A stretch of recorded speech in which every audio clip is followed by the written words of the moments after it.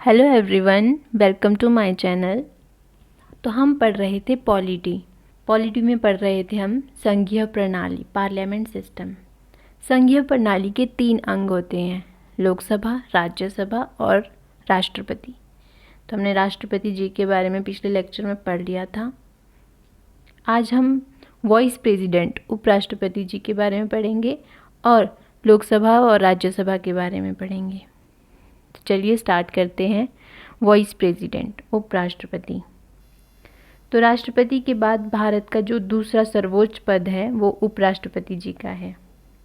Vice president का concept हमने America से लिया है और ये आर्टिकल 63 से 71 तक चलते हैं। तो आर्टिकल 63 कहता है कि भारत का एक वाइस प्रेसिडेंट होगा। आर्टिकल 64 कहता है कि राज्यसभा का पदेन सभापति होगा। पदेन सभापति मीन्स कि जैसे कोई उपराष्ट्रपति बन जाता है तो ऑटोमेटिकली उसे राज्यसभा का उपसभापति बन जाने की पावर मिल जाती है। वो राज्यसभा में वोट तो नहीं डालता, लेकिन निर्णायक वोट उन्हीं का होता है। निर्णायक वोट मीन्स कि अगर वोट 50-50% आ गए दोनों जगह तो निर्णय लेंगे वो उस टाइम। तो उपराष्ट्रपति राज्यसभा का पदेन अध्यक्ष होगा और किसी भी लाभ के पद पे नहीं होगा, वो कोई अन्य लाभ पद धारण नहीं करेगा। कोई उपराष्ट्रपति बन जाता है तो वह राज्यसभा का उपसभापति भी होगा। ये आर्टिकल 89 के तहत हमें बताया गया है कि भारत के वाइस प्रेसिडेंट राज्यसभा के उपसभापति भी होंगे। फिर आर्टिकल 65 हमें कहता है कि राष्ट्रपति का पद खाली होने पर उपराष्ट्रपति कार्यवाहक राष्ट्रपति के रूप में काम करेंगे, ऑफिशिएटिंग प्रेसिडेंट के रूप में कार्य करेंगे और ये कार्य अधिकतम 6 मंथ तक कर सकते हैं। उस समय इन्हें राष्ट्रपति जी के समान वेतन दिया जाएगा। वेतन व भत्ते इन्हें राष्ट्रपति के समान मिलेंगे। फिर आर्टिकल 66 कहता है कि उपराष्ट्रपति की चुनाव प्रणाली, चुनाव मंडल और योग्यता।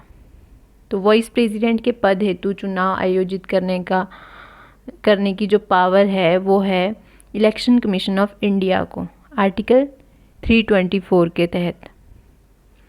तो चुनाव प्रणाली में कैसे होती है, इनके जो वाइस प्रेसिडेंट जी के चुनाव होते हैं वो होते हैं गुप्त तरीके से, अप्रत्यक्ष रूप से निर्वाचन, एकल संक्रमणीय वोट से और समानुपातिक प्रतिनिधित्व से।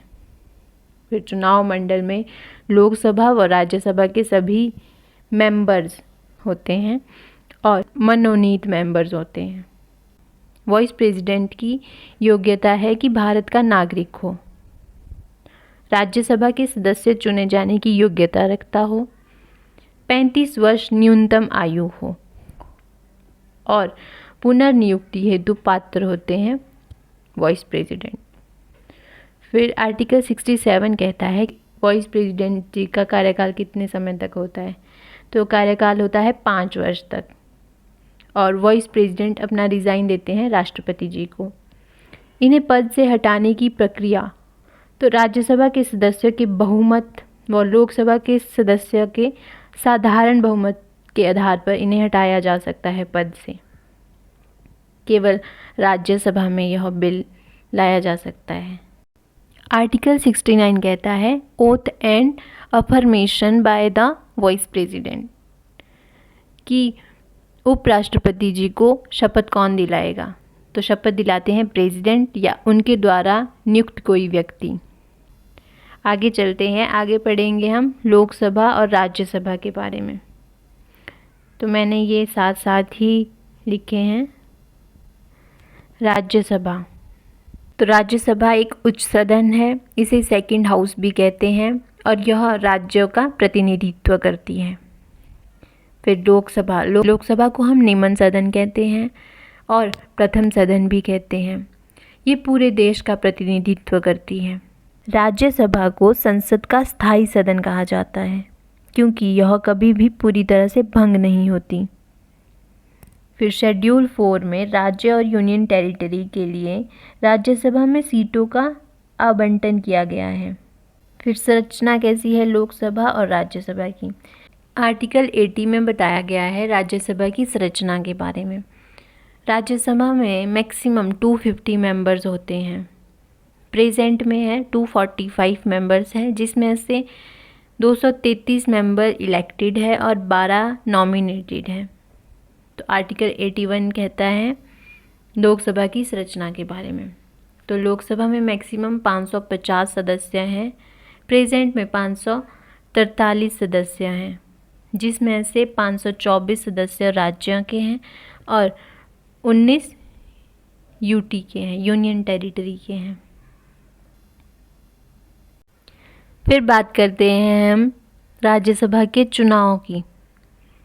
तो राज्यसभा के चुनाव अप्रत्यक्ष रूप से होते हैं, एकल संक्रमणीय वोट से होते हैं, समानुपातिक प्रतिनिधित्व द्वारा होते हैं। फिर लोकसभा के चुनाव प्रत्यक्ष रूप से होते हैं, ये इसमें आम जनता वोट डालती है। फिर हम राज्यसभा के कार्यों के बारे में जानते हैं। तो लोकसभा द्वारा शुरू किए गए कानूनों की समीक्षा करना और उन्हें बदलने में राज्यसभा की महत्वपूर्ण भूमिका होती है। यह कानून बनाने की प्रक्रिया शुरू कर सकती है और कानून बनाने के लिए राज्यसभा से एक विधेयक बिल पारित करने की आवश्यकता होती है। लोकसभा का सबसे महत्वपूर्ण कार्य है कार्यपालिका का चयन करना, व्यक्तियों का एक समूह जो सदन द्वारा बनाए गए कानूनों को लागू करने के लिए मिलकर कार्य करता है। जब हम सरकार शब्द का प्रयोग करते हैं तो कार्यपालिका अक्सर हमारे दिमाग में आती है। आगे चलते हैं। आगे है राज्यसभा की शक्तियाँ।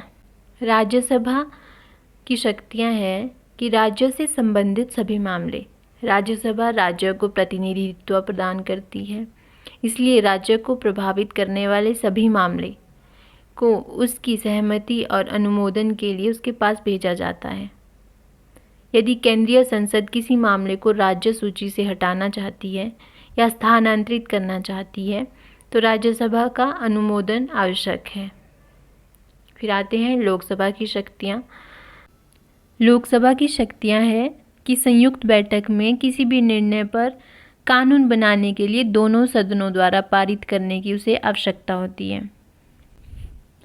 हालांकि दोनों सदनों के बीच किसी भी मतभेद की स्थिति में दोनों सदनों से संयुक्त सत्र को बुलाकर अंतिम निर्णय लिया जाता है और यह संयुक्त सत्र राष्ट्रपति जी द्वारा बुलाया जाता है। अधिक संख्या में होने के कारण ऐसी बैठक में लोकसभा की राय प्रबल होने की संभावना है। तो धन से जुड़े मामलों में शक्तियां हैं लोकसभा के पास कि अगर एक बार लोकसभा सरकार का बजट या किसी धन संबंधी कानून को पारित कर देती है तो राज्यसभा इसे अस्वीकार नहीं कर सकती। हालांकि राज्यसभा 14 दिन की देरी कर सकती है और बदलाव के सुझाव दे सकती है, लेकिन स्वीकार करना या अस्वीकार करना यह लोकसभा पे ही डिपेंड करता है। लोकसभा के पास मंत्रिपरिषद से भी जुड़ी शक्तियां हैं। लोकसभा मंत्रिपरिषद को नियंत्रित करती है। यदि लोकसभा के अधिकांश सदस्य मंत्रिपरिषद में अविश्वास जाहिर करते हैं तो प्रधानमंत्री सहित सभी मंत्रियों को पद छोड़ना पड़ता है। राज्यसभा के पास यह शक्ति नहीं है। राज्यसभा के सदस्यों को शपथ कौन दिलाता है? तो राष्ट्रपति जी राज्यसभा के सदस्यों को शपथ दिलाते हैं और लोकसभा के सदस्यों को भी राष्ट्रपति जी ही दिलाते हैं या फिर उनके द्वारा कोई नियुक्त व्यक्ति।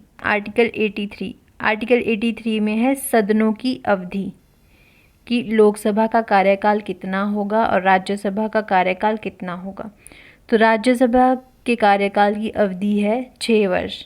हर 2 वर्ष बाद इसमें 1/3 सदस्य रिटायर हो जाते हैं और लोकसभा का कार्यकाल है 5 वर्ष, लेकिन समय से पूर्व राष्ट्रपति जी लोकसभा को भंग कर सकते हैं। फिर आर्टिकल 84 में आता है योग्यता कि लोकसभा और राज्यसभा के सदस्य बनने के लिए योग्यता क्या होनी चाहिए। तो दोनों की योग्यता सेम है, वह भारत का नागरिक होना चाहिए और राज्यसभा के सदस्यों न्यूनतम आयु 30 वर्ष होनी चाहिए और लोकसभा के सदस्यों की न्यूनतम आयु 25 वर्ष होनी चाहिए और किसी भी लाभदायक पद पर ना हो। ये भी दोनों के लिए लागू होता है। फिर आर्टिकल 85 बताता है सेशन के बारे में, प्रोरोगेशन के बारे में, एडजर्नमेंट के बारे में। आर्टिकल 85 बताता है सत्र, सत्रावसान व स्थगन। तो सेशन 3 होते हैं लोकसभा, राज्यसभा और विधानसभा में। तो सेशन 3 टाइप के होते हैं, मॉनसून सेशन, शीतकालीन सत्र और बजट सत्र। जो मॉनसून सत्र होता है वो जुलाई टू अगस्त होता है, शीतकालीन नवंबर टू दिसंबर होता है, बजट सेशन फेब टू अप्रैल होता है। फिर आती है राज्यसभा की विधायी शक्तियाँ। राज्यसभा की विधायी शक्तियाँ हैं कि ये उपराष्ट्रपति जी को हटाने का प्रस्ताव राज्यसभा में ही लाया जाएगा और अखिल भारतीय सेवाओं का सृजन आर्टिकल 312 के तहत राज्यसभा ही करवाती है और आर्टिकल 249 के तहत राज्य सूची के विषय में परिवर्तन का अधिकार भी राज्यसभा को ही है। फिर लोकसभा की विधायी शक्तियाँ क्या है? लोकसभा की विधायी शक्तियाँ हैं, फर्स्ट है मनी बिल, लोकसभा में ही प्रस्तुत होगा व राज्यसभा केवल 14 दिन तक उसे रोक सकती है, सुझाव दे सकती है, लेकिन अंतिम निर्णय लोकसभा का ही होगा।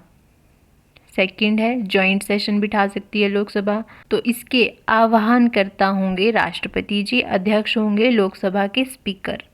अब तक 3 बार जॉइंट सेशन हुआ है। 1916 में दहेज प्रथा के लिए हुआ था, 1978 में बैंकिंग के लिए हुआ था और थर्ड हुआ था टेररिज्म एक्टिविटी से के लिए। तो चलिए धन्यवाद। आज के लेक्चर में इतना ही। कल हम प्राइम मिनिस्टर जी के बारे में पढ़ेंगे।